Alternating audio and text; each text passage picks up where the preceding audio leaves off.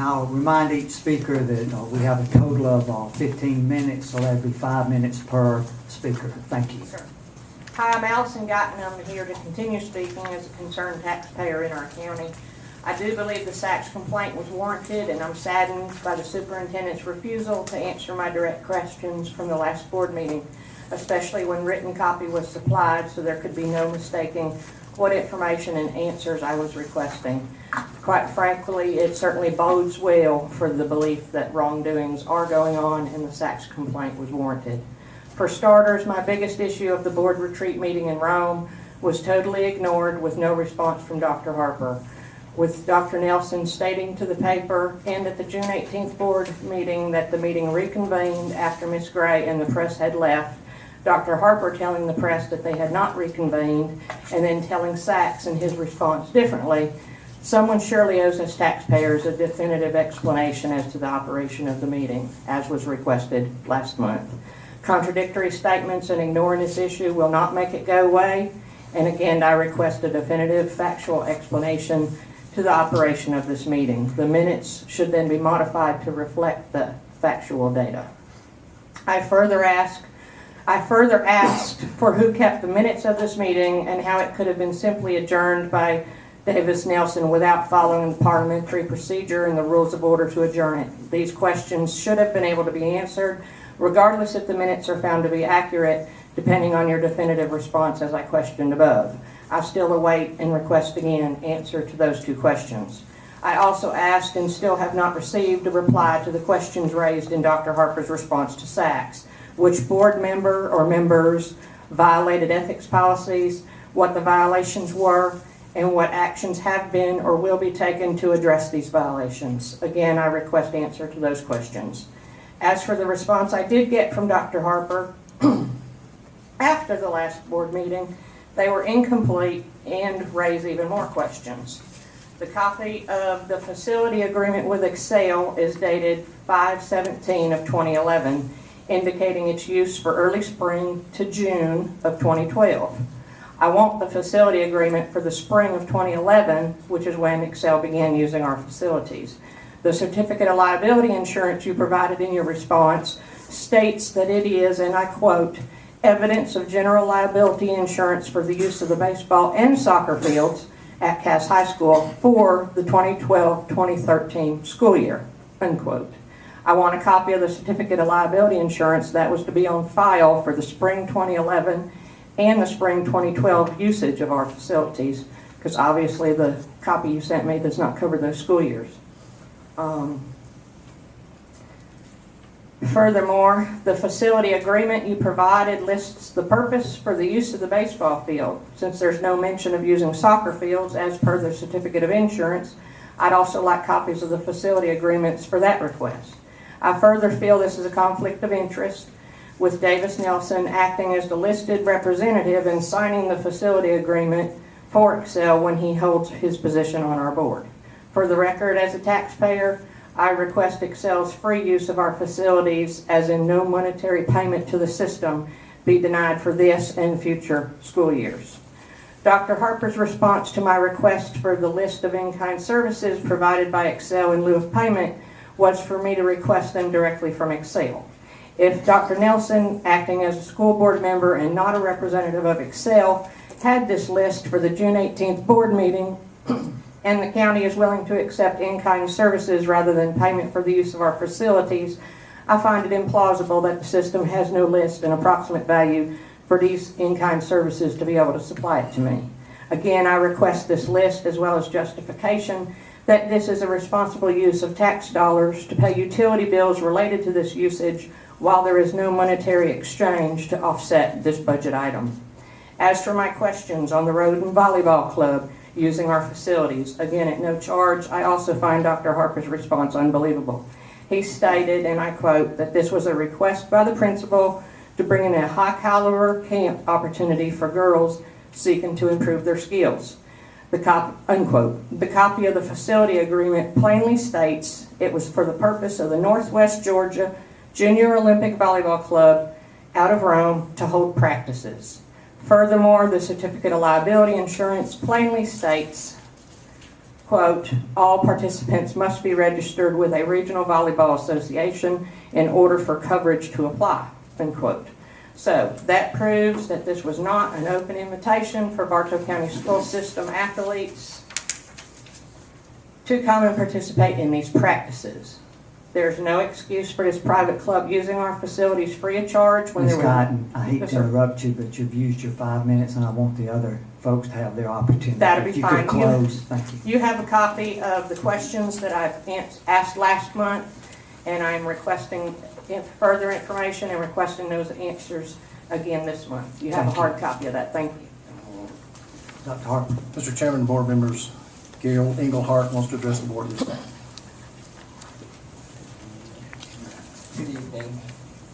I have copies of what I'm going to go over for everybody.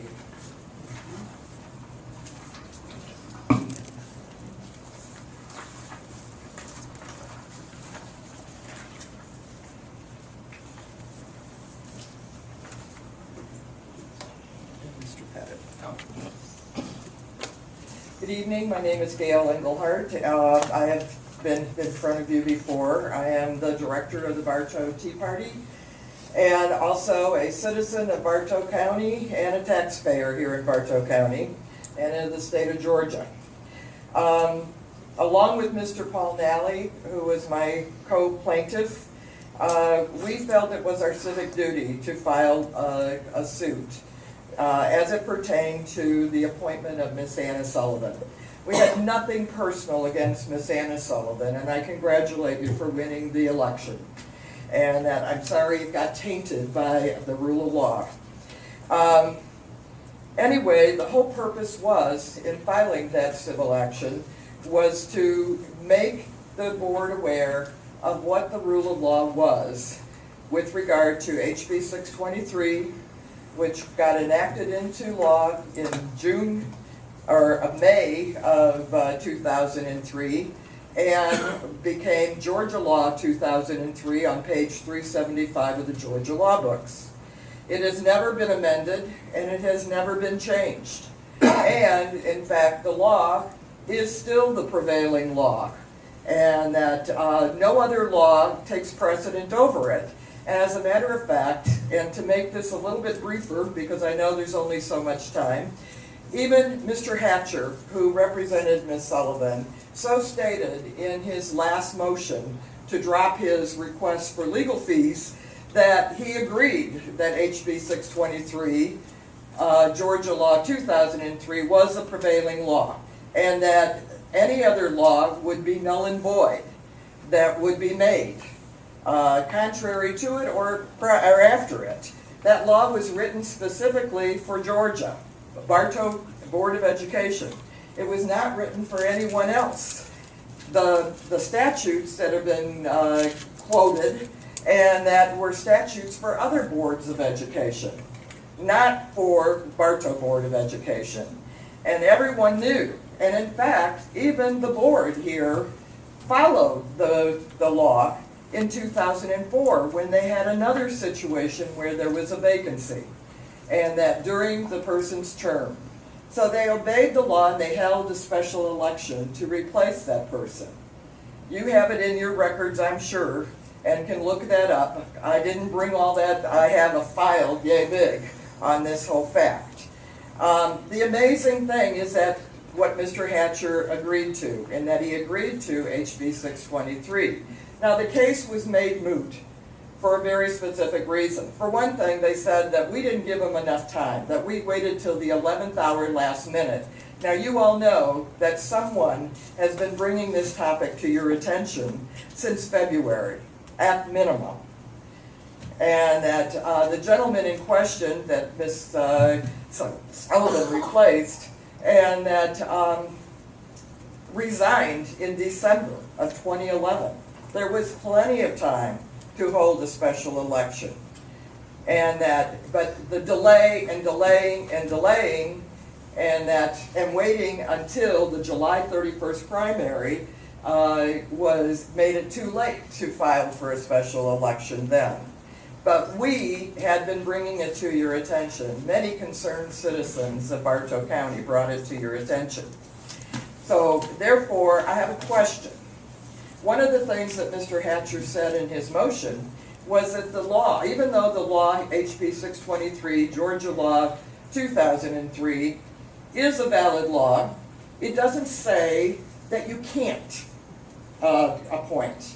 And the fact is, and I'm going to give you an analogy, you have driver signs, speed limit signs posted as you drive along. I'm gonna have to interrupt you. Your time's up too. If you'll close real quick. Okay, please. well, you Thank have all the information in this form.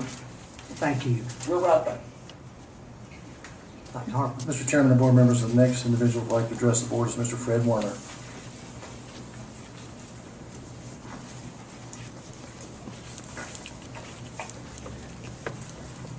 Thank you, Chairman. Superintendent, my name is Fred Werner. I have appeared before you last two meetings. In your possession, you'll have a packet, and this packet is a list of questions I have for the board, which I have not been getting answers for. My letter dated August 21st, 2012 from Superintendent Harper, which was not mailed till last Monday, which I received on Tuesday, disagrees with my belief in response that there was a whitewash on my first letter, and that all meetings held by this board have been held with proper legal notice to the press and public, and all decisions have been clearly published. All of your questions and concerns have been previously asked and answered. On that, I started doing research, and if anyone you talk to that knows me, I do my research. And I came up with all these questions, looking at documentation obtained through other taxpayers on their open records requests, through the internet, newspaper articles, etc., etc. And I'd like you to look at that, and I have not found any answers that this board has addressed in regards to everything that was presented tonight and on this board. I'm looking at questions on Floyd County Volleyball Club, regards to the principal of Kingston Elementary, Bartow County custodial fees. Did the taxpayers pay for that? We go on and on. I have open records requests. There is serious problems with this board. As you look through the list, go down, it gets very detailed. I have not seen anything in my responses from this board. I have not seen anything in newspapers. I have not seen anything. But yet you view the videos of meetings on that you can view online and everything else, which other taxpayers have copies of. It raises a lot of concerns here. Ethics charges. Why was the Floyd County Volleyball Club using Bartow County facilities? What was their problem up in Floyd County? Why did you have the retreat for a budget in the county and have it posted during the day, which didn't give the residents, the taxpayers, time to attend? Why do you do that in that? On the open records request, I want to know about Wanda Cagle Gray. There's comments in newspapers and on the video and everything else stating about her business and work sessions and history since January 2009. In the 2012 board meeting, she had left or been absent from a business or work session in January 2011, 11 to 12 times. This was stated by David Nelson, the chair. You got conflict in stories in the Daily Tribune between Dr. Nelson and Superintendent Harper. Why are the document minutes different than previous board minutes? When you look at how you close out your retreats and everything else in minutes, totally different than the last one you had. The minutes state that Wanda Cagle Gray left the board retreat. On June 16, 2012 video, she and the press left during the break, according to Davis Nelson. There was no one there to notify them about it. What are the details? I mean, how do you close out, say, your meeting's done, but you're not, people stay and start talking business. Newspapers going, and board members going. I touched base on XL Christian Academy. Where's their contract, their insurance? I'm asking for that. I don't see that. You look at video, you see a lot of documentation waved in the air, but I don't see it being published, anyone getting it. And according to Sachs, which I have a copy of the letter, the Sachs letter between Superintendent Harper and Sachs clearly state there is an ethic violation. Where's the investigation on it? What was the findings, outcome? The letter Mr. Warner, your time's up too. I'm sorry. If you'd like to close out, please. I'll close out. You have my thing. And I like you jot on top of my list of questions for this board. Something I saw today. It's called care value, communication, accountability, respect, and ethics. Please use the care value in responding to these. Thank you. Thank you. Dr. Harper. Superintendent's report. Yes, sir.